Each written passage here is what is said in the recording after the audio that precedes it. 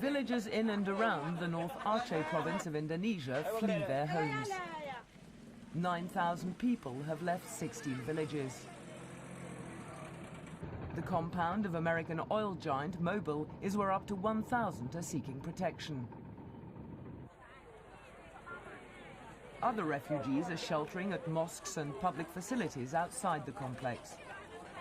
The reason for the exodus is the presence of the Indonesian army in their villages. Soldiers have surrounded the area, building trenches and military stores. The army isn't taking any chances, following a spate of bloody attacks by a local separatist militia. Violent activities by the rebel Free Aceh movement escalated to coincide with Indonesia's June 7 parliamentary election. Rebels want an independence referendum instead.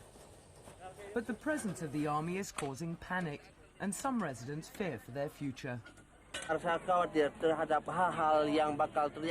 We are worried about what might happen to them.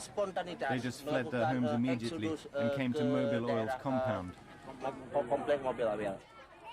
Many of the refugees have been intimidated by rebels.